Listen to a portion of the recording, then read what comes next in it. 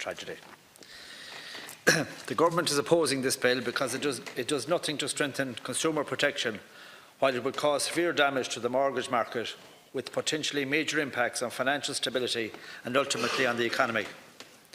The apparent logic behind Deputy Doherty's bill is that customers whose loans are sold to private equity funds are worse off than those loans that are not sold. The Central Bank carried out a review of the Code of Conduct on Mortgage Arrears, otherwise known as the CCMA, to ensure it remains as effective as possible and to examine this perception.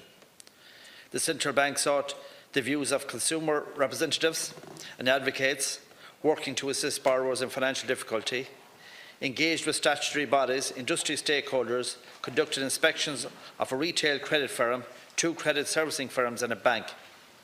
They also gathered and analysed data relating to arrangements being considered and being put in place by the banks, retail credit firms and unregulated loan owners, and also ascertained whether they were more or less effective in relation to repossessions.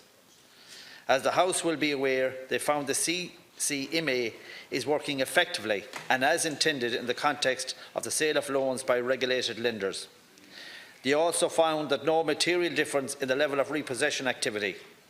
In fact, if we look at the number of PDH possessions that took place from Q1 to Q3 in 2018, out of a total of 720, banks were responsible for 664 repossessions and non-banks were responsible for 83. The Deputy's apparent logic does not stack up. The House will recall that late last year the Government supported and indeed assisted Deputy Michael McGrath in bringing his Consumer Protection Regulation of Credit Servicing Firms Act 2018 into force.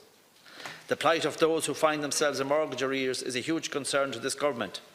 This is demonstrated by the establishment of the state-funded Awalya scheme, which seeks to get solutions in place for those in mortgage arrears by providing them with free, independent expert advice and support tailored to the individual circumstances. This includes the identification and negotiation of solutions and support at court if they are facing repossession proceedings. As recently as yesterday, the Director of the Insolvency Service of Ireland highlighted how 95% of personal insolvency arrangements negotiated by the personal insolvency practitioners resulted in people staying in their homes. We are making progress, but we need people to engage in the process, and we are doing all we can to encourage this.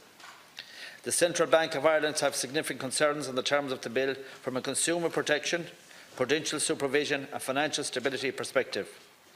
They too are strongly of the view that the various statutory Central Bank of Code Conducts, Consumer Protection Regulation of Credit Servicing Firms Act 2015 and the Consumer Protection Regulation of Credit Servicing Firms Act 2018 provide sufficient protections to consumers whose loans are being sold. And as the Minister for Finance has stated many times in this House, all mortgages or other loans which are sold or assigned to a new creditor will continue to be subject to the same terms of the contract as they entered into by the borrower. As a matter of contractual law, the new creditor is not able to unilaterally change the terms and conditions of that contract. Deputy Doherty has cut and pasted, with some minor amendments, the outdated voluntary Central Bank Code of Practice on the transfer of mortgages. This is not how good legislation is developed and drafted, and consequently it is no surprise that it conflicts with other more recent legislation. The voluntary code was put in place as far back as 1991. However, the legal, regulatory and consumer protection environment has changed significantly since then and is no longer suitable for a very changed financial environment 28 years later. Indeed, the Central Bank has informed the Department of Finance that they intend to consider withdrawing the code this year in light of the key protections now contained in statutory codes. Deputy Doherty's bill will ban the sale of any mortgage loan unless explicit written consent is given by the consumer. The level of interference proposed by this bill in the mortgage matter is, we believe, both disproportionate and potentially unconstitutional. One of the Government's key priorities is to support the normalisation of our banking system over time. The Government is working to ensure that our banks are able to invest in households and businesses and that they are able to provide the credit and lending that is needed, all the while ensuring that the most appropriate and effective framework of consumer protection is in place. The bill does not in any way support or complement these key priorities. Aside from preventing loan sales to tackle non-performing loans, the bill would also impede the funding model for mortgages because it makes securitisation almost impossible, increases the risk for lenders and effectively raises questions over the use of asset-covered securities as a funding source. All these issues would result in increased interest rates for existing standard rate, variable rate mortgage holders, and would also be reflected in reduced new mortgage lending with obvious knock-on effects on the construction of new residential property. This would go against all that we are trying to do in this area, as the bill compromises the transferability of mortgages and weakens them as a form of security. It would also be reasonable to expect that this bill could render residential mortgages ineligible for use as collateral by banks when seeking ECB or central bank emergency funding in liquidity operations. This would be a catastrophic development if a future crisis were to happen.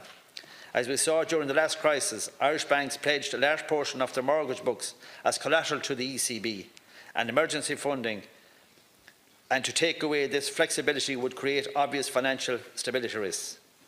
The Irish and European Central Bank will only accept collateral for funding purposes that can be taken over if the bank defaults on its obligations.